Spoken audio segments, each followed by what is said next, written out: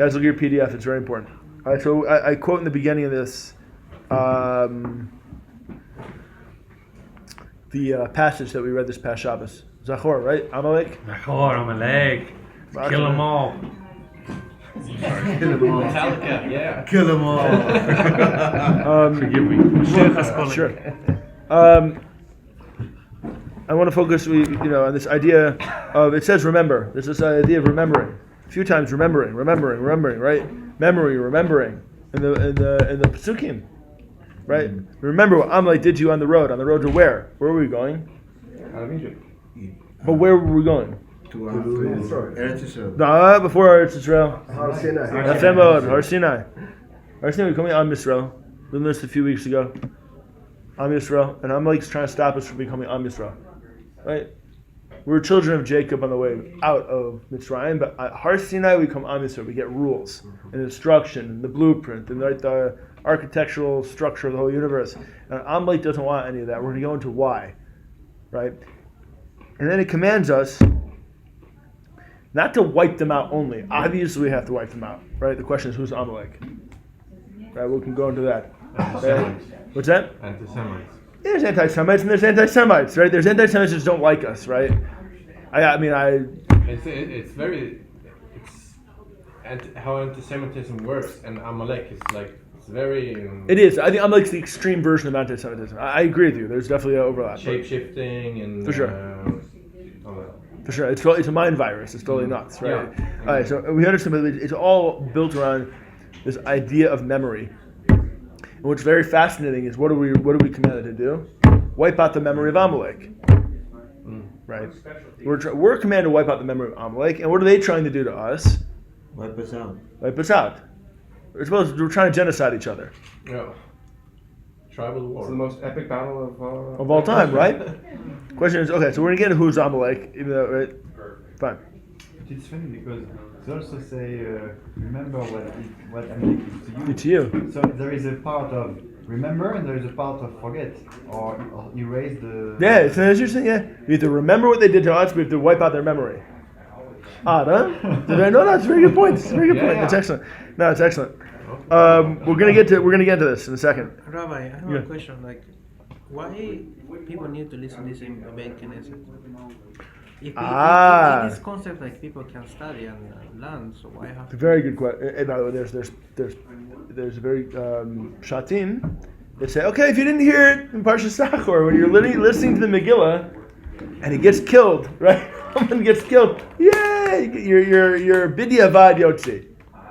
You're right. It's a very good question. I think the idea is that when listening to the Beit Knesset is like a communal idea. It's something communal that we're doing together because it's really at the end of the day it's a national mitzvah. Even they don't understand what they listening is very important to be in the present. For sure. You have to understand what you're listening to. No, that's no question about it. You have to understand it. All right, so don't forget. It says don't forget. There's so many pushes here. Wipe them out. Wipe out their memory, but you don't forget, right? It's a very good point. That's excellent. That's what we're talking about. Okay, so who's Amalek? Who's Amalek? Back then. We'll discuss who's Amalek now, but who's Amalek back then? Ishmael. Definitely not Yishmael. Definitely not Yishmael. It's the grandson of Esav. Yeah? Yeah. Grandson of Esav. So what does Esav say? The next source I have is Parshas Toldot. It's a famous part where Yaakov, he's cooking stew. Esav comes and he goes, I'm hungry. Give me some of that stuff. Yaakov goes, okay, great. You sell me your birthright, I'll feed you. I'll give it Shalom. It's good stuff, right? I'll give you your Shabbos meal. But you got to give me your birthright. You got to sell me your birthright. What does Esav say? So shockingly, it's crazy. Yeah, I don't need it. I'm hungry now. I'm not going to live forever. I don't need this birthright. What's the connotation there? What's he saying? He doesn't need it. I'm not going to live forever. I don't need it. Where is he living? in the present. Only in the present. He's only existing for this world. One of the apikorsim, one of the Indian of the apikorsut is I don't believe in Olam Haba. Apostasy is one of the things it could be is I don't believe in Olam Haba. I don't believe in two worlds. I don't believe in two worlds. So the Stay close to them. the Stay friends. I don't believe in two worlds, and so he's cutting himself off. That's what it means to cut yourself off from the birthright. I don't care about Olam. I don't care about the next world. I'm not eternal. Right? The famous Rav Yisrael Salanter said that the ani, the self, lives on. The real self. It's not like some esoteric concept. He was writing to his students in the 1800s on Yom Kippur, for Yom Kippur. No, it's not some sort of like ethereal thing that kind of continues on. It's you. It's the thing that you acquired in this world. Your actual, what we call dadat me, your essential self. Then, right? That which you acquired in this world, your selfhood, that's what you're going to feel in the next world. It really does happen. We all kind of go on. And if you don't believe that, boom, you're apostate. So what's Esav? He's our first apostate. He's I don't want it. I don't need the birthright. I'm not going to live forever. Yaakov goes, thanks. Now we understand Amalek. What's Amalek trying to do when they attack us in the way they're going to the Torah? What does the Midrash say when we don't have Torah anymore? If we didn't accept the Torah in Har Sinai, what did the Midrash say? Tohu v'bohu. The world goes gone. So Amalek doesn't even care. Amalek attacks the women, the children, the sick, and they don't care if they're stopping us from the Torah and that destroys the whole world. They don't even care. Rabbi, Right? Sounds like Hamas. from your point of view, it seemed like we were taught that Amalek, Agag, that they really crossed the line. When they really crossed the line with what they did. But on the surface, it didn't seem much different than anybody. Well, yeah, because first of all, they attacked us. One way to gain the Torah. No other nation did that. Oh, okay. That's all you have to know, right? That's big. That means they denial of a Kodesh Baruch Hu's. Oh, and you're saying Providence. even the nations later who said, for instance, you cannot come through my land, still did not attack. For sure, we see that already in Jericho. The king of Jericho is very afraid. And they say all the inhabitants of Canaan are afraid because of what happened at Yam Suf. But who's not afraid? Amalek's not afraid. Jerks. They don't care. They don't care about any system, like Iran says, very similar to Hamas. How many Right? years? Yeah. Very similar. The care. Brisker Rav was asked in the 1800s, who's Amalek? He says anybody who rises up to wipe out the Jews in that generation, that's Amalek. Was it about 300 years between that Amalek that attacked and Agag that Saul captured? Approximately 300 years. It's approximate, yeah. During that time, They're constantly causing problems. was constantly causing problems. They're the guys living in the desert, roughly where Hamas is now, right? In that area, and they're coming constantly out, attacking everybody, not just the Jews. I see. Plishtim, they're like wacko. They're like trying to Marauders. Marauders. They just absolutely kill women, men, children. They don't care, right? There's absolutely no rules by them. I've seen that movie. Okay? Really is like Hamas. Here's what Hamas said. Just like Germany, just like it's just a constant repeat of the Brisker is right? There's no physical genetics because things change over a period of time. But like the fact is like you see, there's always a nation every generation that comes to wipe us out. They say that in the Seder, right? Okay, but we see their main thing is I don't believe in the next world, because if they believed in the next world, they would do things differently. They would act differently. They don't believe. That's the main thing. They don't believe that. They lack the memory. They don't want memory of the next world, right? Therefore, they want to wipe us out because we bring that idea into the universe on a daily basis. Comes to Kutei Moran, Nun Dal 54. So he says, I'll paraphrase. A person has to remember, has to guard their memory. Everything's about memory so far. Have to guard their memory. What memory? Memory that doesn't allow you to fall into forgetting. Forgetting what? Rabbi Nachman says, you have to remember the world to come. You have to have memory of the world to come. Right? Because, God forbid, he says, you would only believe there's only one world. Amazing, huh? That's what he says. That separates us. If you only believe there's one world, what have you? Like I said, you're going to do things differently. You don't care about anything. There's no rules. What does it matter? But Hamas do believe there's another world. Paradise. That's right. They do. Yeah, that's what you can't That is compare true. that. That is true. But Yeah. I'm just saying, that just to argue. you're right. No, you're right. That aspect there. That is that aspect that is correct. Yeah. But that's not. That I think the way they act is very The way clear. they act, yeah. It's very clear they don't even care what happens to them. Yes. Right. That's true. Maybe it's the opposite. Maybe they only believe in one world, but it's the next world. They don't believe in this world. Maybe they don't believe in this world. Yeah. Right. Yeah. Maybe it is only a single world for them. This Yeah. world just doesn't exist for them. Yeah, they just. Yeah, so it is the same thing. It's just like they're kind of even more of an extreme. Mm. It's like they're so whacked that it's only the next world. Yeah. But the next orbit is also some falsehood. So, Oh yeah, it's not real anyway. It's what this world should be like, because they believe in a physical world and the next world. It's another conversation. Islam does not believe in a spiritual world. They believe in another physical world after this, like Valhalla or something like that. It's some weird, bizarre desert religion. Moon demon. Moon demon. You can't. I put this online. It's probably censor me. Radar. I don't care. Fine. So Rabbi Nachman says that people every day should get up and remember the world to come. Obviously, have a zachor, right? Have a zachira, a memory that really where our soul came from is the next world. And we're going to go back there. And if we do the right thing in this world, work hard on ourselves in this world, we'll experience our selfhood, our ani, like Rabbi Yisrael says, we'll continue to a much, much nicer world. Our own conscious self. It's not some, we kind of play this game in our heads. We all do it, right? Oh, it's a mystical idea. And they'll be in the Olam Haba. My neshama will feel. No, you will. You'll actually feel the pain and sorrow going to the next world. We know this from Pirkei Avot already. It's not some esoteric mystical idea. Pirkei Avot says we go to the next world. We're going to have like busha. We're going to have embarrassment because we're going to see all of the stuff that we didn't do and it didn't achieve. It's really us. We're going to feel that. You like Rav Kook? Yes. It's No, I was focusing on this. Yeah. What you were saying sounded very Rav Cookish. Pirkei Avot. Okay, so Rabbi Nachman says the entire world, Hashem is enclosed in the entire world. Cookish. Right? And this world is the lower, like his feet, kilu, like, his knowledge. And he expresses himself down here through the things in this world. And he says, each day has in it thought, word, and deed.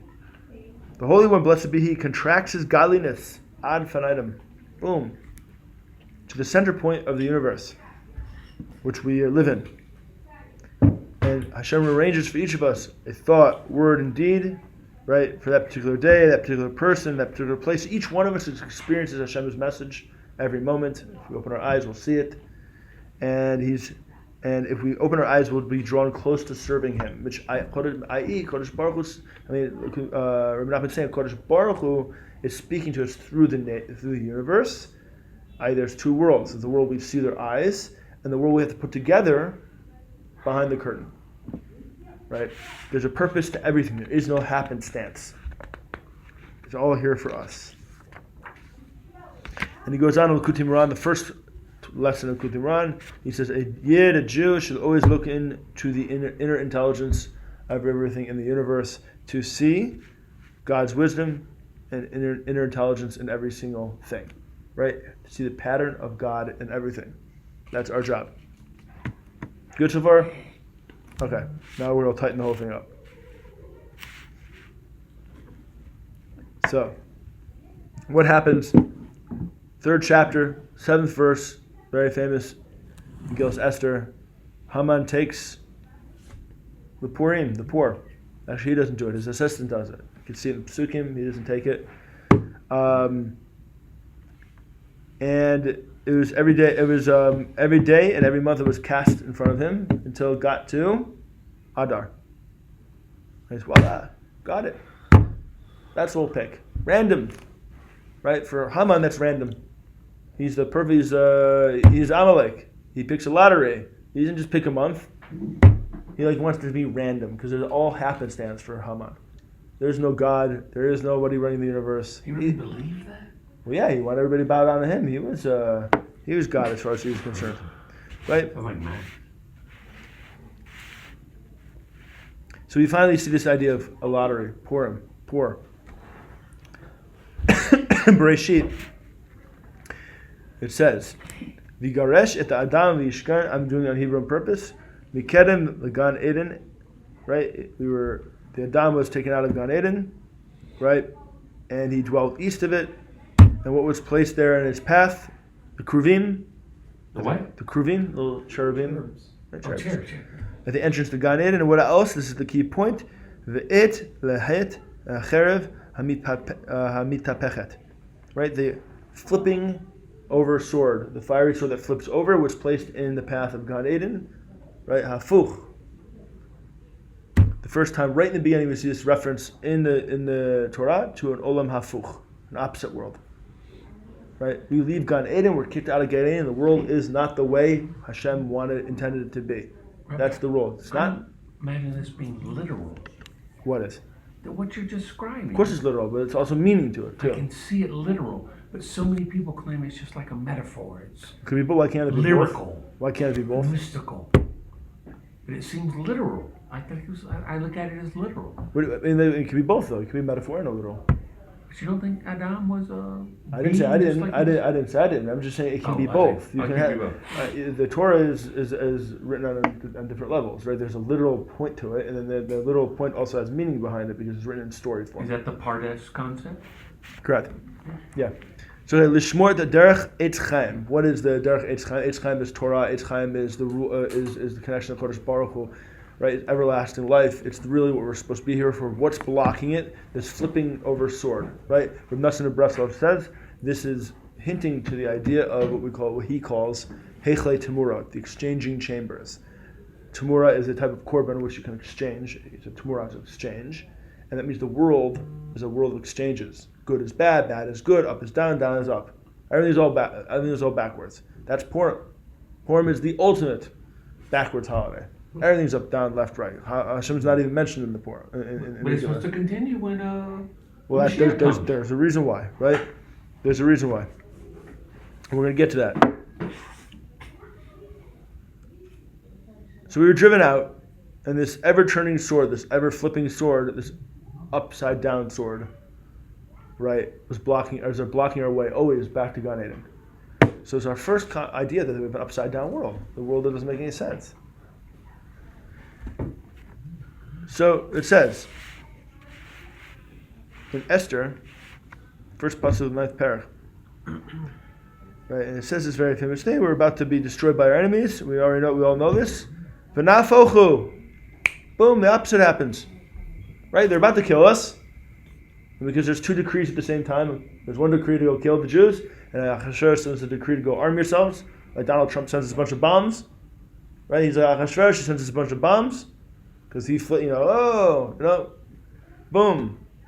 So, also we blow our enemies up. That's what happens. Nafochu, everybody thought we were finished. Oh no, another decree says, no, take the weapons and kill them. Right? So Nafochu, what happens? What's redemption? Redemption, Purim story, is the world is for a moment flipped right. It's not that the opposite happens. No, the right thing happens. It's opposite of the way the world was running before. The way the world was running before in Galut is the opposite of what Hashem wants it to be. Hashem wants it to be victorious. But because the world is not the way it's supposed to be, it never looks like we're going to be victorious. The miracle is that all these things are happening and leads to a nafochu, leads to a flip over of events.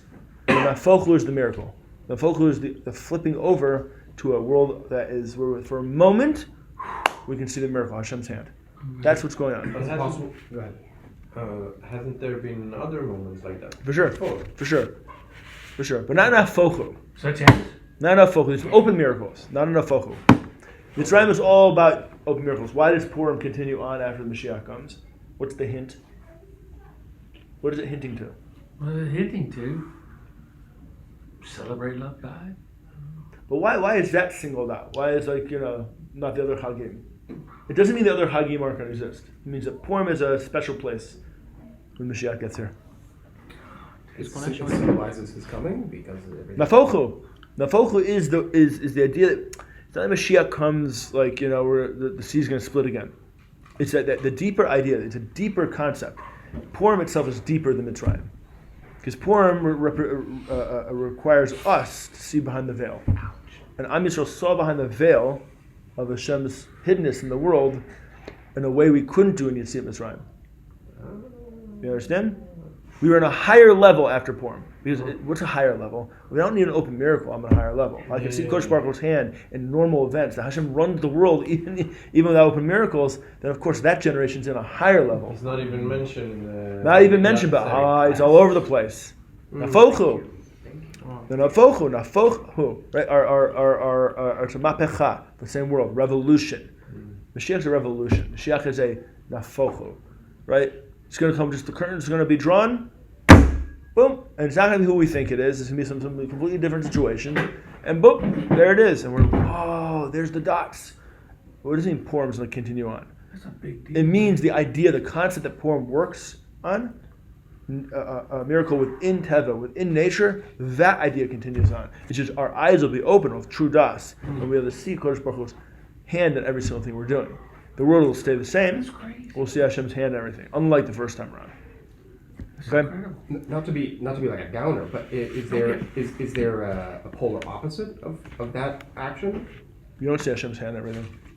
Wait, what? But we continue on with this. We don't see Hashem's hand. The world does not see Hashem's hand. That's the part. The world we're living in now is an olam that we don't. It's ne'elam. What's the language of olam? Ne'elam. It's be hidden.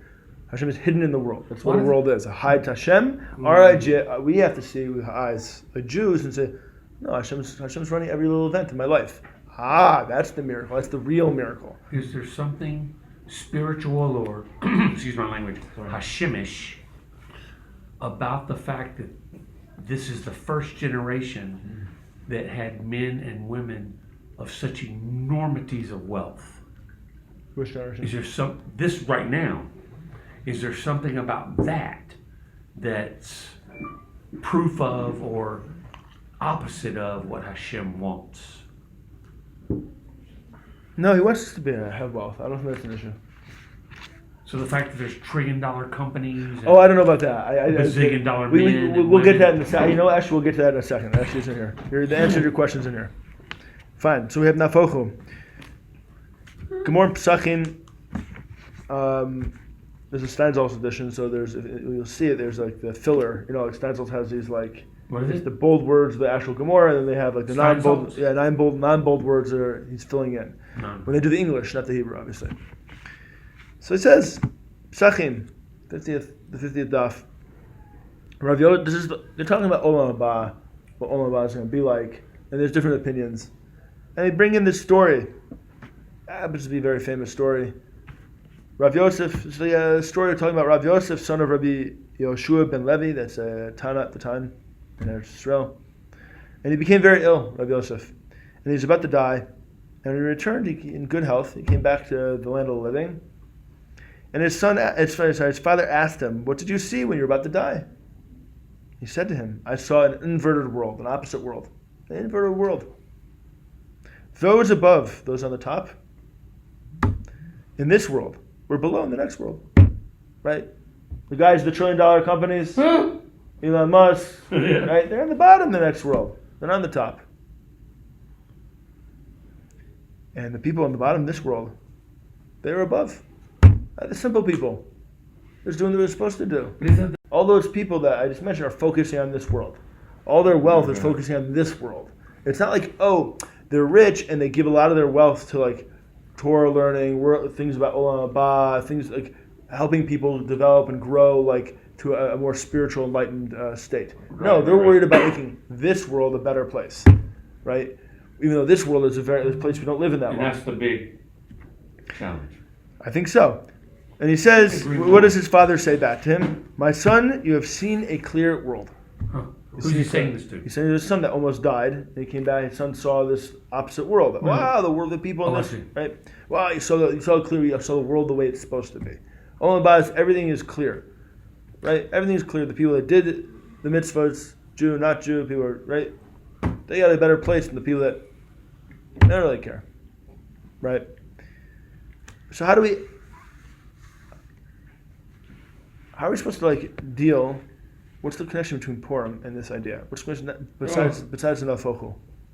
The key is in the Purim itself. How Haman looked at the lottery, he said, if I pick, right, that's me being involved. So I'm gonna have a lottery. It's just random, having these happenstance. That's how Amalek looks at the world. He's like an intellectual Amalek, right? Then it was a bunch of generations before they were killing women and children. Now he's sophisticated. He's like Nazi Germany. He's like, I'll be sophisticated about this. I'll draw lots. We have a Mishle. Mishle? Yep, the 16th chapter, 33rd verse. Says, lots are cast into the lap. Lots are cast into the lap, Forgive me. and the decision depends on the Lord, on the Kodesh Baruch Hu. Meaning even the lots. You can't have any, there's no happenstance. Hamad's mistaken, there is no happenstance. You do the lots, there's no happenstance. Everything's Nafochu. Everything can flip out no matter how much you try to game the system. That's what Purim is about. Kodesh Baruch Hu already put the solution in play before Haman even raised up. Esther Amalcha became Esther Amalcha, and that was the solution to everything. But no one realized it. No one understood it. And that was, no matter how many lots, what the lots were, Kodesh Baruch Hu was running the show. It doesn't matter when they show up. So, I'll leave you with that. Happy Purim. What was that?